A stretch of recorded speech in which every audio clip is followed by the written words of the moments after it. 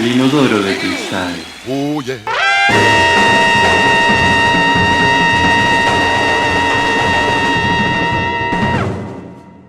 El título de tu último disco se llama La mirada detenida, ¿no? Y eso me hace pensar en alguien que encontró algo. No sé, uno busca y tiene la vista que va, sondea y de repente te detenés en algo.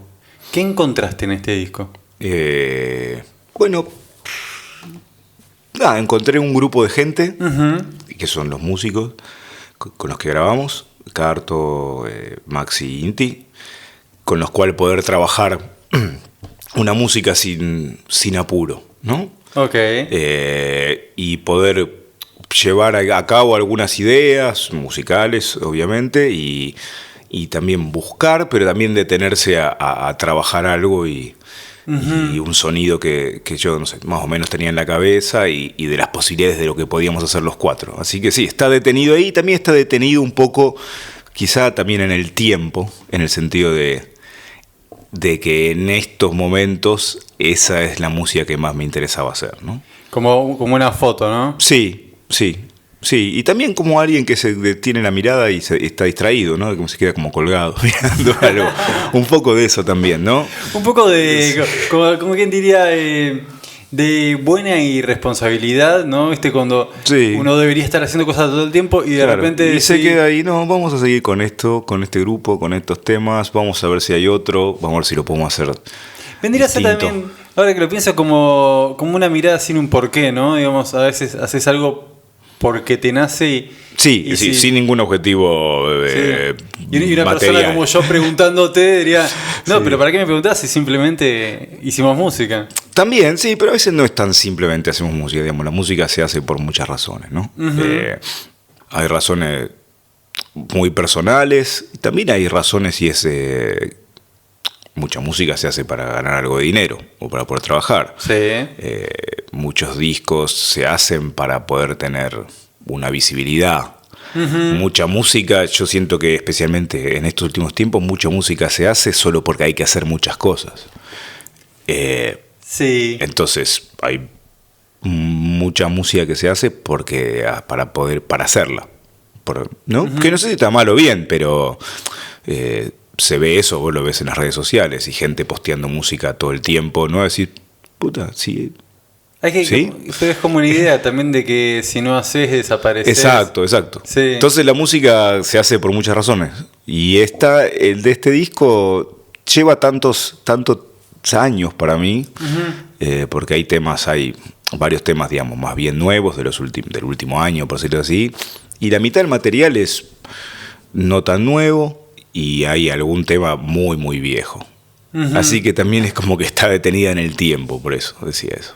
Vos mencionaste que también es encontrar la banda, ¿no? Sí. Yo creo que está bueno escuchar discos en los que vos escuchás música y no escuchás un grupo de solistas, ¿no? Claro, sí. El rol del líder, el band líder o la persona del compositor, ¿vendría a ser el de lograr esta unión? Para mí sí. Mí sí, pero no necesariamente eso. Band líder puede ser simplemente el que consiguió el gig, ¿no? O el que pone la plata para grabar el disco, por decirlo de alguna forma. También puede ser el que compone, si la música es original. Y también hay algo en los grandes, digamos, band líder, como le decimos, porque no hay una traducción. Pues ya la palabra líder en español, viste, ya suena un poquito distinta, ¿no? Sí. Pero bueno, de generadores de proyectos, no sé, que siempre se preocuparon mucho mucho más que otros, por quiénes integraban el proyecto y qué podían hacer esas personas para el proyecto en especial, y no que sean necesariamente intercambiables los músicos. Ok. ¿No? Para que suene de esa forma. Tal cual, como que esta música está hecha para que suene con estos músicos. O la trabajamos con estos músicos. Okay. Digamos, la que no estuvo hecha para estos músicos tomó otra vida gracias a estos músicos u otra entidad, digamos. Tal cual, porque vos dijiste que hay composiciones acá que tienen su tiempo, ¿no? Sí, mucho. Pero que de alguna manera terminan teniendo, o por lo menos una forma acabada dentro del disco este. Sí, como si, digamos, no me acuerdo quién decía hace muchos años, es como si hubiera encontrado su casa en este grupo. Sí, totalmente. Esos temas. Son un par más de los viejos, pero... pero también a partir de eso, de tocar repertorio que no era originalmente para el grupo, también a mí me ayudó a descubrir las posibilidades que teníamos, o por dónde, a dónde detener la mirada un poco más, si quieres, y escribir la música nueva. No sé si vos estás hablando a cuando uno da espacio dentro de cada composición para que cada músico se desarrolle, ¿no? Sí, hay mucho eso. Lo que pasa es que el espacio puede ser considerado, ok, le dejo un solo a tal. Sí. Eso es un espacio, entonces vos tenés música donde hay gente que escribe música donde está todo bastante escrito o te dicen con mucha precisión qué es lo que querés que toques, y después tenés tu espacio para comentar sobre eso, que sería tu solo. Okay. Y después hay otra música donde ya lo que uno va a tocar sobre la parte compuesta pide más o tiene más libertad, le da más libertad a los otros músicos. Y creo que este es el caso de la mayoría de estos temas, ¿no? Y de buscar también, no de porque lo tocó el otro está bien, o porque lo que dije yo estaba bien, sino por, bueno, esto no, pero ahí no, vamos a buscar otra cosa, digamos, como esa, y ir para adelante y para atrás un rato. Yo escuché que en el disco vos tenés como partes de cuarteto y partes de trío, ¿no? Sí, hay un tema en trío que también está grabado en dúo. Ok. Y después el resto es todo un cuarteto, más allá de los pedazos donde no estemos todos tocando, ¿no? En el tema de que es trío, que es La orilla de tu cielo, ¿no? Sí, ese es el más viejo de todos. Es el más viejo de todos. Y ese todos. es el que está a dúo con el clarinete. También, casualmente, es el tema que no está a cuarteto. Ah, ok. Sí. No. Sí. Y ponele... Ahí creo que La mirada detenida tiene 2 versiones. No, La orilla de tu cielo tiene las 2 versiones. La orilla de tu cielo. Tiene 2 versiones, ¿no? Sí. Viste que en el jazz se da mucho, de hecho existe el término estándar, ¿no? Sí. Que son temas que fueron tan famosos o tan constructivos para el género que se reversionaron 1.000 millones de veces, ¿no? Y en este caso, ¿no? Cuando vos escuchás las 2 versiones de La orilla de tu cielo, son diferentes, ¿no? Sí, muy. Sí. Ahora, la pregunta va a ¿qué debería tener un tema como para de una manera ser tierra fértil para diferentes maneras de hacerlo, ¿no?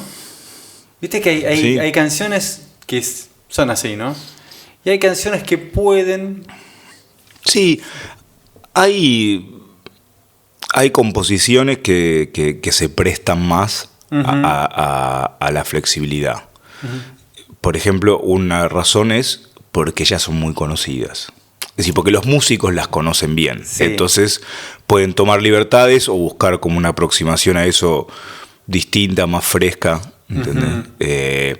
Después de la música original hay composiciones que se prestan más a eso porque lo que está escrito, la manera en la que está transmitida esa música no es del todo precisa. ¿Entendés? Cuando yo siento que para mí, cuando la música está muy, muy escrita, con mucha precisión, eso evita o hace un poquito más difícil la posibilidad de diferentes interpretaciones. Porque bueno, en el papel está eso ya escrito. Sí, te acuerdo. Y bueno, para mí, como alguien que escribe para tocar con su grupo y eso me parece importante. Siempre lo que estoy buscando es algún tipo de promedio entre esa precisión y esa imprecisión en el momento de escribir. Y me parece que en distintos temas sale de distintas formas. No tengo nada muy, muy claro, pero sí me parece una cosa impresionante. Me impresiona mucho la gente que puede escribir mucho. Sí. Me impresiona más que nada desde el lado del trabajo. Es decir, wow, qué paciencia, qué oficio. Sí. Y qué seriedad para poder escribir toda esa cantidad de música y con esa precisión. Y también me sorprende mucho la gente que lo hace con 5 compases. Eso es lo que yo te decía, lo de alguna manera tierra fértil, ¿no? Sí. Como que le des cosas que al tipo lo estimule a... Sí, y a la vez no lo trabe. Es decir, como algo que no es lo mismo de siempre, a lo que siempre se enfrentó, por decirlo de alguna forma. A la vez no es demasiado como para que sea apabullante. A la vez es suficientemente, ¿cómo se dice? Difícil como para querer meterse ahí. No es que no lo vas a sobrar, porque es muy fácil, digamos, ese tipo de juegos, ¿no? De balances entre esas cosas. Y yo creo que los distintos temas tienen distintos balances de eso. Vos dijiste lo de que no sea demasiado fácil, ¿no? Lo que veo mucho o lo que escucho de muchos músicos de jazz, ¿no? Que buscan eso de cambiar de músicos con los que tocan y hacer cosas diferentes como para, de alguna manera, no quedarse. Sí, algo así. Yo no sé el quedarse o no, aunque eso es importante, ¿no? Pero yo creo que es algo que tiene que ver con la fricción y con la atracción. Tracción, no, atracción. Tracción. Sí. ¿No? Es decir, alguna palanca, algo tiene que estar en contra para que la palanca se genere, digamos.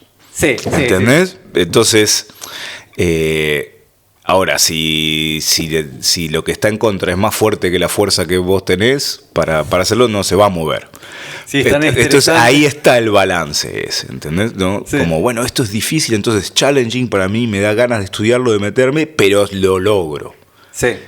No que sea imposible, digamos. Claro, no es frustrante. Sí, te doy algo, tomás, llévatelo a tu casa, volvé en 3 meses y... Porque yo también escribí de esa forma. Hace mucho tiempo, cuando era más chico. Y de repente los músicos con los que lo hacía no eran los indicados para eso. Y yo quizá tampoco todavía, pero era demasiada la trabazón. ¿Entendés? Si la escucho esa música ahora y pensando en cómo estamos tocando todos ahora, ni siquiera me parece que haya sido difícil.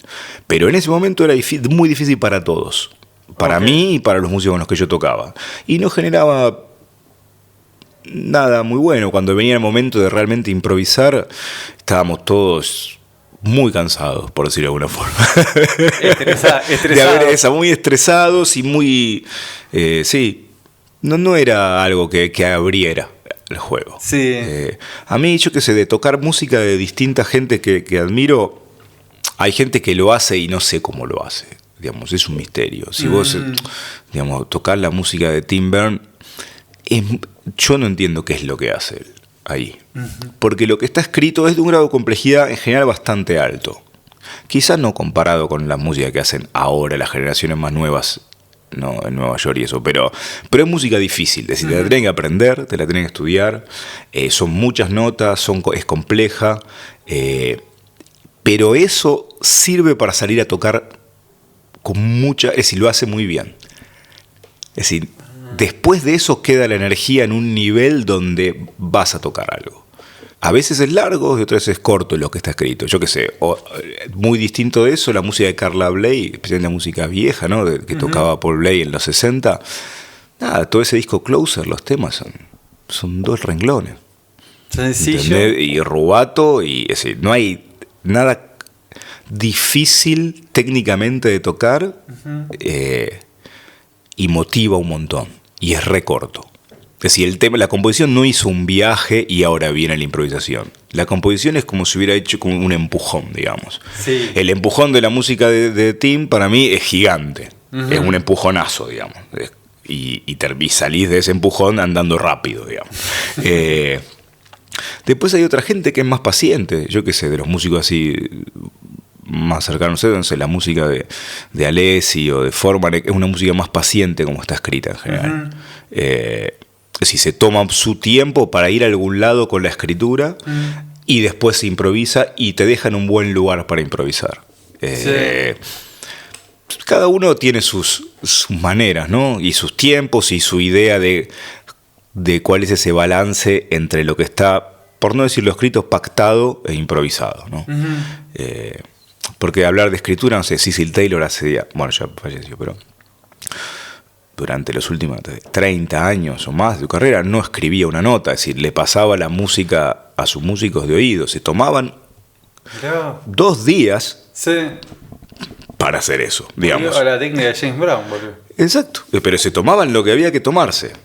Y entonces, por eso digo, escrito, pactado, no se sabe si está escrito o no. pero sí no está del todo improvisado. Pero bueno, eso es un juego, ¿no? En el que a alguna gente se interesa. Y está bueno para mí que el público, el sentido de la gente que no es músico y no tiene por qué saber cómo funciona la música que está escuchando, pueda entender ese juego. No entender qué es lo que está pasando, sino entender que hay ahí un juego y más o menos de qué va. Porque si no, es como mirar un partido de béisbol, ¿viste? Y no sabes las reglas. Sí, es verdad. Te quiero decir, no es elitista o un partido de fútbol. Si vos no sabés nada de fútbol, ves un partido de fútbol, te morís de aburrimiento. Y no es una cuestión de elitismo, no. Es una cuestión de que no sabés a qué están jugando. Yo muchas veces lo comparo con los trucos de magia. Sí. Que a veces sí juegan contra querer saber todo, ¿no? Querer saber cómo es el truco de magia y en vez de dejar disfrutar del truco de magia. Como espectador, ¿eh? Sí. Como vos decís, el espectador que no sabe cómo está construida esa música, simplemente va a escucharla, ¿no? Sí. Y a veces como que tenés ese doble juego. Me gusta saber, pero bueno, quizás no tengo ese nivel.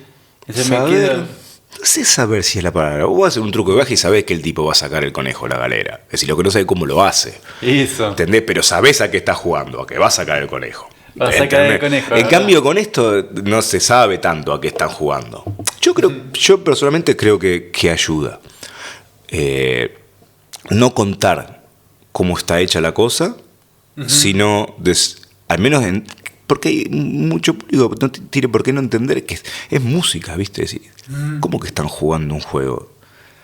Es decir, tiene que sonar algo que a mí me guste.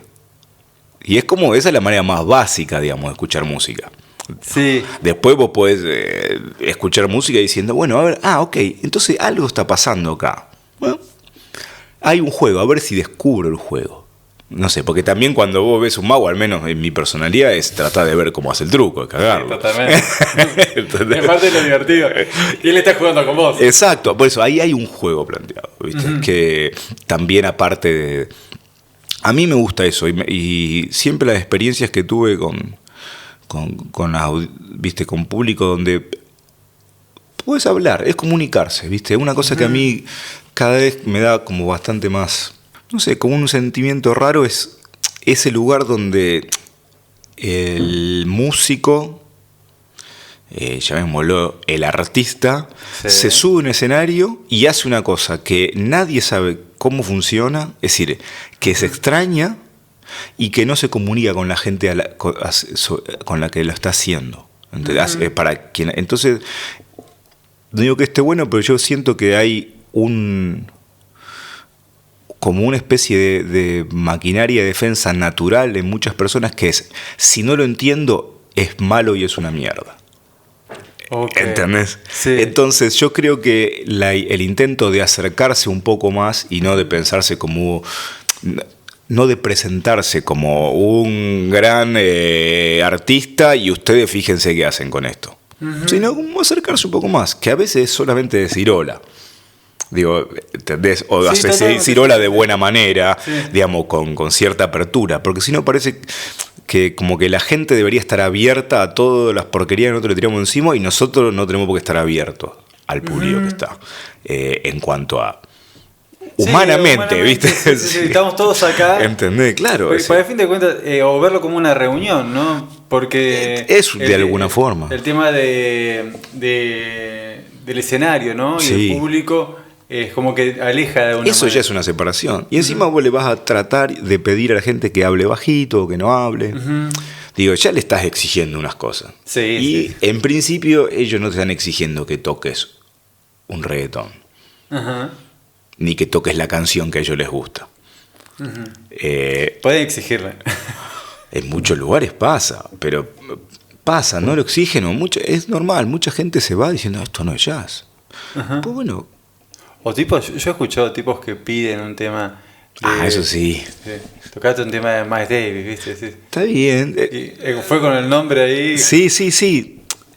Eso, yo no digamos, por otro podemos tratar de investigar qué está bien y qué está mal. El asunto es qué es. Eso es lo que pasa. Y para mí el asunto es cómo ver para paliar eso que pasa.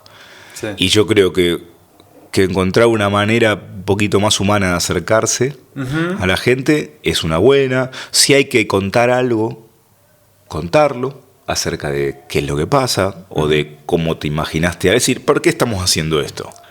Y vos me estás preguntando acerca del nombre del disco y por qué en una situación donde alguien pagó 300 mangos y se gasta 200 mangos en 2 birras, no tiene por qué saberlo. Es verdad. Digo, no qué sé. Antes capaz no tenían por qué saberlo. Digo, a nadie le importaba, pero ahora sí. Y bueno, pues no es mucha molestia. Digo, pero el asunto es el momento, que es como una cosa que decía el Carto, es decir, que fue citado, viste, como malamente citado, viste, cuando sacas de contexto las cosas. La música en vivo no tiene géneros. Lo que él no está diciendo que toda la música es igual. Lo que él está diciendo es que cuando vos vas a hacer música en vivo hay algo muy importante que tiene que ver con el ver música en vivo. Totalmente. No con si es el género que te gusta o inclusive si vos escucharías eso en tu casa, sino que hay algo que está pasando cuando es en vivo, que es lo que estamos perdiendo cada vez más gracias a estos bichos. Es decir, la gente más joven no saben, no han vivido y no les interesa y probablemente sea algo que vaya a morir, cuál es el intercambio de energía que hay cuando hay alguien haciendo algo en vivo delante tuyo. Sí, una vez me habían llamado la atención sobre eso, sobre ponerle puntualmente, ¿no?, la cantidad de shows en vivo que hay en YouTube, ¿no? Y la gente piensa en un momento que va a ver a la banda, que más, o qué es eso, ¿no? Sí. Y vos decís, en parte puede que sea eso, es como el residuo que queda de eso, pero tal cual la música en vivo tiene un componente corporal muy importante, digamos, es loco, pero a veces la música te golpea en medio de pecho, pero porque porque es físico. Sí, digamos, ¿no? es re físico. Y la improvisación ni hablar. Digamos, para mí la improvisación, como yo la entiendo y la siento, tiene un componente físico altísimo. Sí, ¿viste? Si digamos, en esa especie de dicotomía que puedes pensar de la música es cabeza versus cuerpo, la improvisación tiene, no importa cuán compleja sea la música o parezca que tiene un componente físico que si vos la experimentás en vivo y especialmente en un lugar cercano a los que lo están tocando, está la otra mitad, por decirlo de alguna forma. Yo tenía como una obsesión, dentro del Inodoro Cristal tenemos una agenda, ¿no? Como que vaya más gente a ver, más gente a ver, más. Y en un momento que vos decís, pero es que parte de la esencia de esta música y cómo se toca es que sea un lugar reducido con gente, digamos, pero 2 gambas es reducido. ¿Qué? 2 gambas de personas reducido. Sí. Vamos. No, seguimos con la misma, está ahí la agenda, así que vaya más gente, ¿no? Pero a la vez el componente íntimo, ¿no? Sí, súper. Es algo que existe. Yo a veces veo, volviendo a YouTube, ¿no? Y ves, no sé, un concierto del Festival de Montreal y toca Herbie Hancock en un escenario inmenso en la cancha de River, parece, ¿viste? Sí, y vos decís, me gustaría ese concierto, no sé, no estuve ahí, ¿no? Pero creo que uno no podría concentrar. Esos son gustos, ¿no? Digo, a mí yo te digo que de todos los conciertos, que algunos sé que fueron grandes conciertos, porque se puede escucharla, te das cuenta en la música y suena bien. Digo, en teatros no hay un solo concierto con el que yo me haya quedado, digamos, así como con recuerdo de cómo la pasé. En los ya en los teatros grandes, ¿no? Viste, tipo cuando viene así Gran Re, que se oye. Sí. Ni uno. Pero ni uno sentí lo que puedo sentir con música quizá de menor, no sé, una hechura no tan buena, si querés, ¿entendés? O de músicos no tan experimentados y tan grosos, en un lugar más chico. Eso para mí, eso, ¿no? Pero no lo puedo. Un lugar ya, teatro, viste, grande, aire, escenario, es difícil. Es difícil concentrarse para mí y es difícil sentir. También es muy difícil para el músico hacerlo sentir, ¿no? Es mucho más difícil. Te escuchás bien, en el mejor de los casos te escuchás bien, en general tocas con instrumentos que están bien, ¿no? Con una sala que significa respeto, todas esas cosas por las cuales muchas generaciones pelearon mucho porque no la tenían, ¿no? En el jazz. Pero Pero después de eso, de hacerlo pasar para afuera, es re difícil. Y dependés de muchos intermediarios también. Porque el sonidista ya empieza a tener un rol muy distinto al que en un boliche. Ajá. ¿Entendés? Tanto para que la gente escuche como para que vos escuches con el que estás tocando. Sí. El iluminador empieza a tener un rol muy distinto. Es decir, ya no depende de los 4 o 5 personas que están arriba del escenario, ya depende de más gente. Y también en el teatro también hay muchas energías mezcladas. Sí, también. Hay mucha gente que no sabe qué está haciendo ahí, pero bueno, está ahí. Por eso cuando vos ves en un estadio un grupo, yo que sé, de rock, que mueve 30 lucas de personas y las 30 lucas están moviéndose, de verdad. Cantidad de estímulo, lo ponen en la pantalla. Sí. Yo no lo puedo hacer eso. No importa cuán porquería me parezca la música que está sonando. Yo sé que yo eso no lo puedo hacer. No sé ni cómo empezar. ¿Entendés?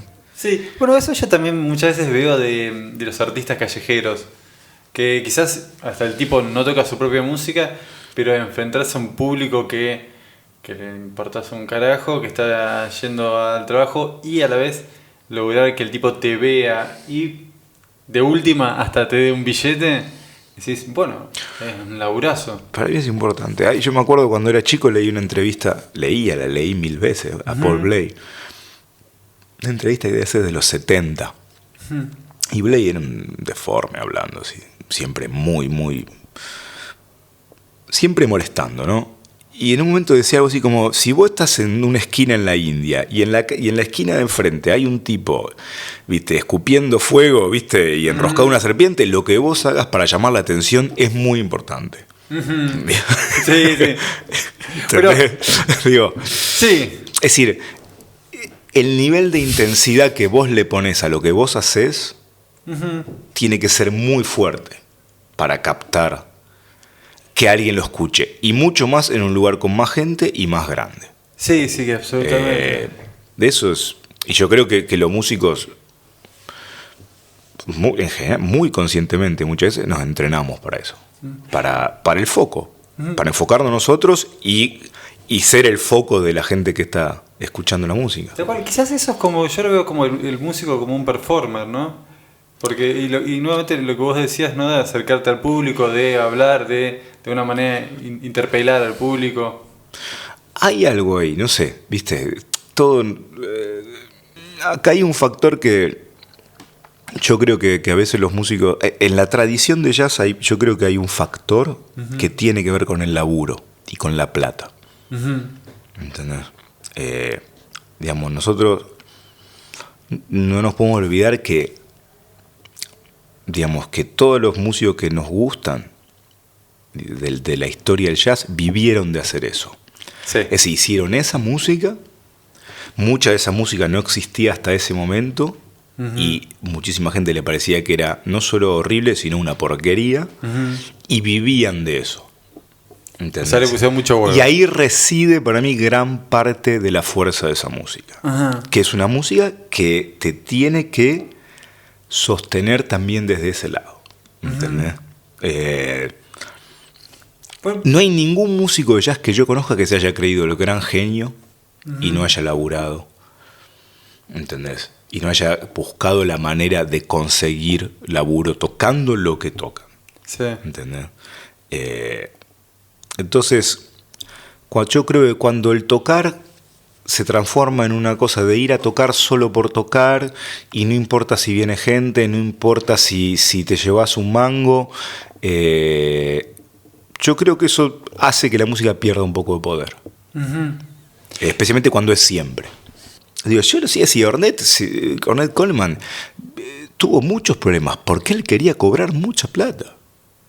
¿Entendés?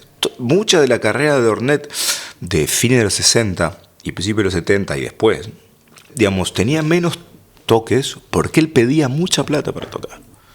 Tocando eso. Sí, totalmente. Te quiero decir, digo, no que salía y decía, bueno, toco, no sé, What a Wonderful World y quiero mucha plata. No.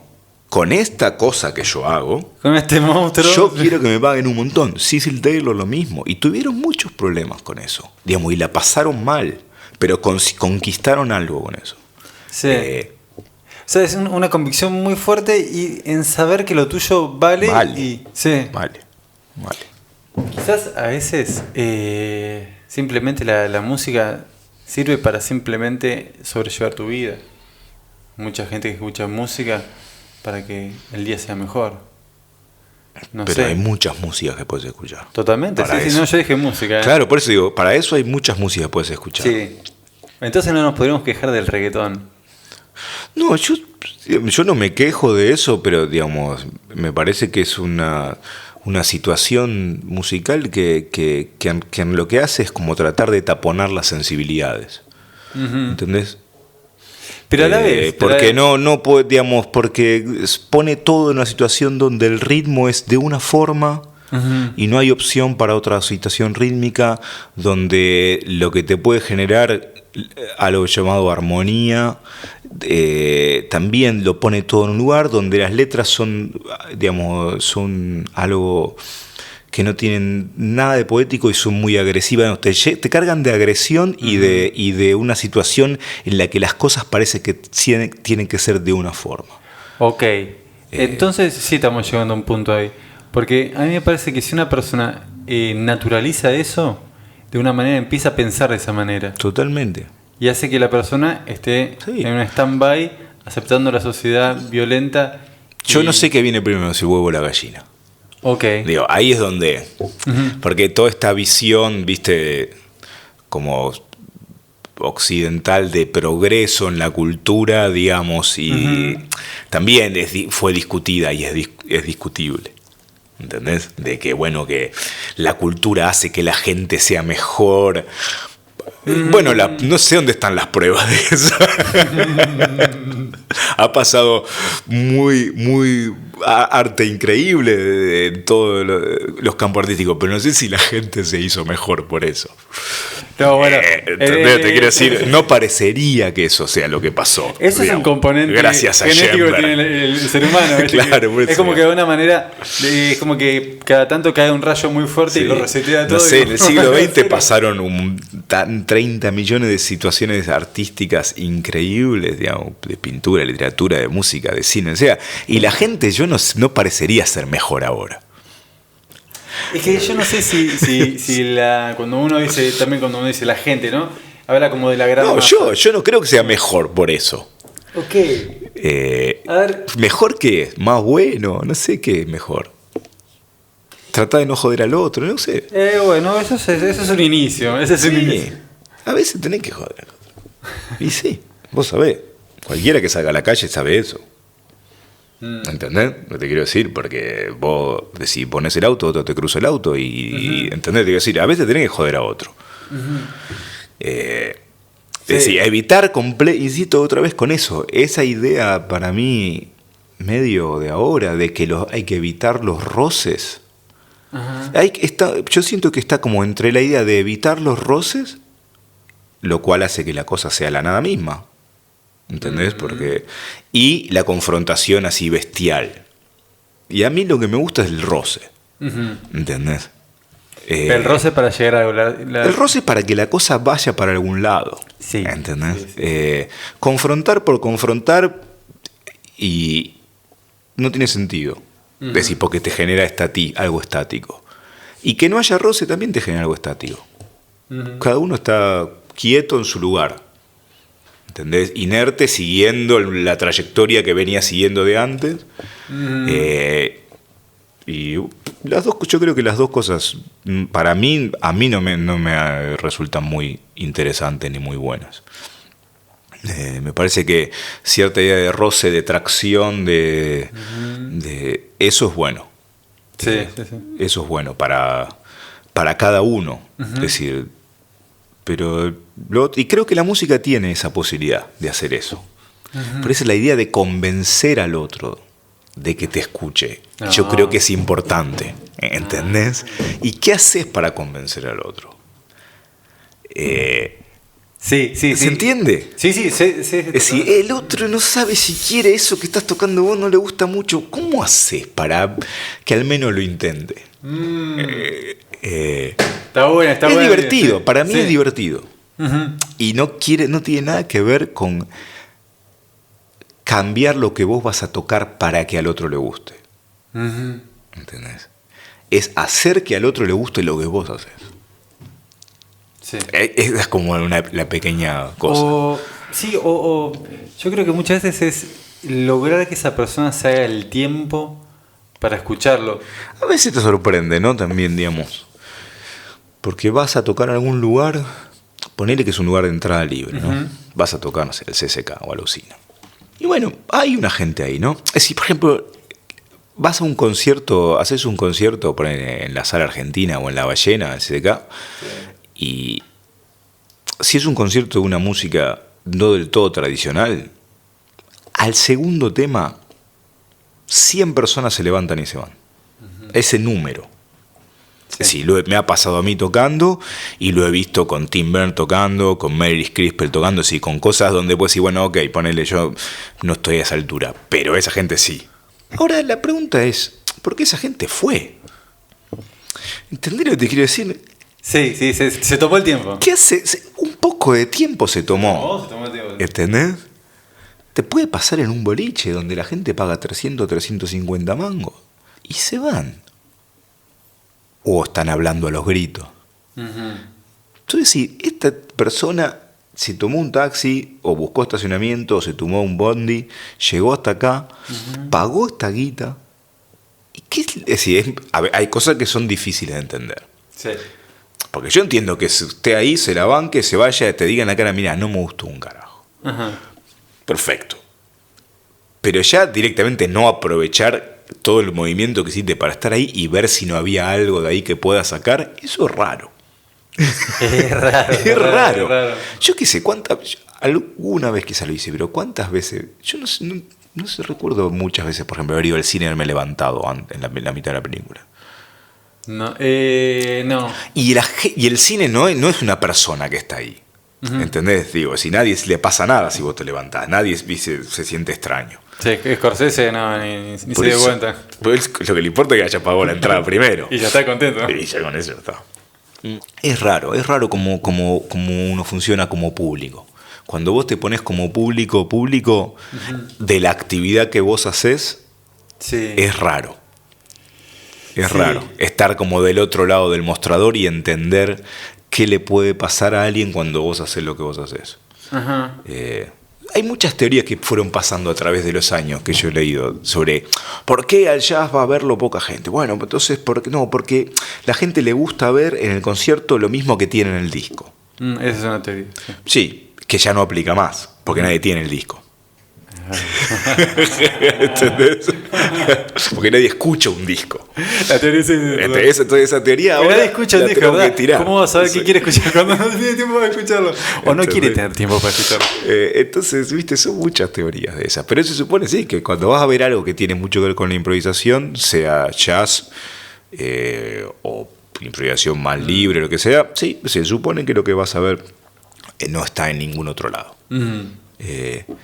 Siempre lo que vas a ver no está en ningún otro lado, yo qué sé. Quizás es el nivel de... Mira, en principio porque gran parte de la música, no toda la música jazz, es instrumental. Uh-huh. Eso también es un factor que... Sí. Quizás porque sigo con las teorías, ¿eh? Sí, digamos, con las teorías conspirativas. Teorías conspirativas. Muchas veces hablamos de que... De la concentración que uno tiene que tener como para seguir todo el argumento de una manera de que estamos hablando, ¿no? Este juego de que hablábamos, sí, ¿no? A veces la música se relaciona mucho con el entretenimiento, con estar charlando con mis amigos y que haya un tema que yo sé siempre de qué va, cómo va, tin, y cuando vuelvo al show ya estoy ahí, no me hace falta. Eso yo creo que sí, tenés razón y creo que hay algo que quizá tenga que ver con el tiempo, porque se ve que hay menos tiempo, o parecería que hay menos tiempo, para tener un momento para escuchar música de esa forma, uh-huh, un momento para escuchar música de otra. Sí. ¿Entendés? Como que parecería que no hay tiempo para todo eso. Uh-huh. ¿Entendés? Porque vos podés ir a un club o a un teatro y escuchar un concierto y escucharlo. escuchar un concierto todo el tiempo concentrado requiere un nivel de concentración que yo ni loco tengo, por ejemplo. Pero tampoco me voy a poner a gritar en medio del concierto, hablar por teléfono. Nada, no sé, mi cabeza empezará a mirar la lamparita de arriba. Y en un momento volveré. Digo, porque una cosa es eso, es que la concentración de una persona se vaya, y la otra cosa es que eso haga que le importe 3 pitos lo que está pasando. Y se cague en todo lo que están alrededor y todo lo que están tocando. Eso es otra cosa. ¿Entendés? Si roncás, está todo bien. Te quedaste dormido. Sí. ¿Entendés? Pero no te pusiste a hablar por teléfono. ¿Entendés? O hablar sí, fuerte con la persona al lado. Eso habla de otras cosas, ¿viste? De cagarte en lo que está pasando. Sí. Y bueno, pero eso es una cosa. Y también después puedes ir y tomarte una birra en otro lado con música al palo y no escuchar la música. Y hablar con tus amigos. Sí. Es raro, es como si no hubiera tiempo para hacer las actividades distintas, y todo se transforma se va transformando en que la actividad es como que el tipo de placer que tiene que brindar la actividad siempre es el mismo. ¿Entendés? Siempre es como el mismo. Y básicamente el placer es hacer lo que yo quiero, cuando yo quiero, en el momento que yo quiero. Eso es lo que me da placer. On demand. Si yo quiero hablar, hablo. Quiero escuchar la música que yo quiero. ¿Entendés? Ese tipo de cosas. Sí. Es decir, donde digamos lo que hay como una especie de falta de entrega. ¿Entendés? No sé, yo me acuerdo cuando vos no tenías... Viene alguien de afuera, ¿no? Yo qué sé. O ibas a un concierto, no sé... Vas a ver un concierto de alguien que no sabes cómo es. Es decir, que no sabes qué toca. Alguien te dijo que estaba bueno, pero no sabes ni de cerca de qué se trata. Sí. ¿Entendés? He pasado por eso. Bueno, pero eso requiere una actitud. Sí, ¿entendés? Sí. La actitud y una actitud para estar ahí, permanecer ahí, y una actitud de apertura donde a ver si hay algo ahí que a vos te interese. Es como si la gente no tuviera tiempo, yo qué sé.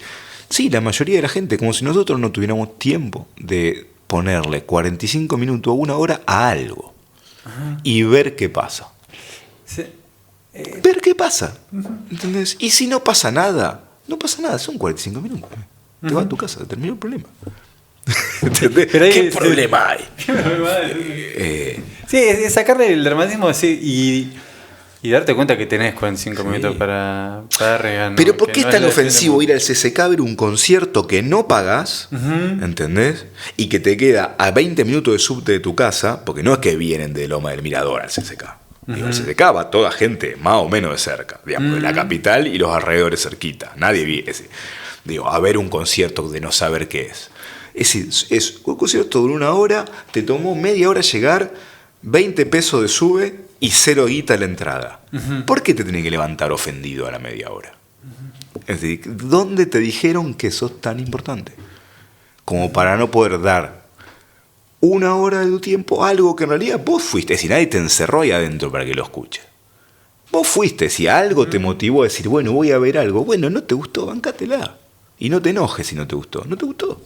Digo, no hay muchas más razones. Es decir, ¿qué te puede haber ofendido? Estás viendo una película y no sé, tenés unos pensamientos X y ves unas cosas que realmente te desagradan, te levantás y te vas. Perfecto. ¿Entendés? Yo me acuerdo de haber ido a ver una peli con mi hija cuando era más chica y pensábamos que era una onda. Ella me dijo, vamos a verla.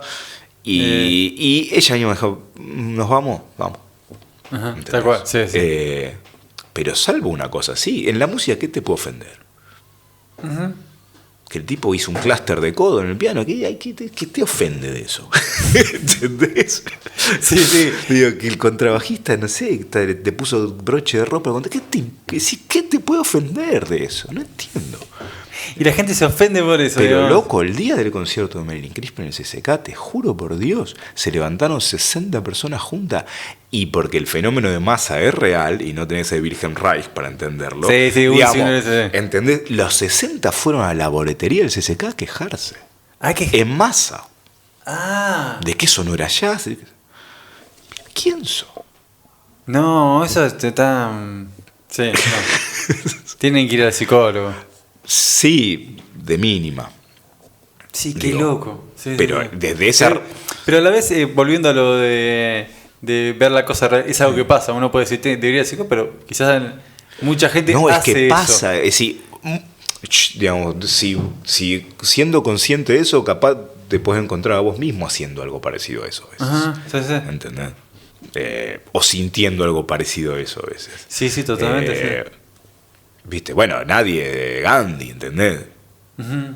Pero hay grados de ciertas cosas. Eso es raro. Yo no sé si esta música que hacemos, no sé, los músicos, no sé si esto que vos haces con esta música sirve para algo.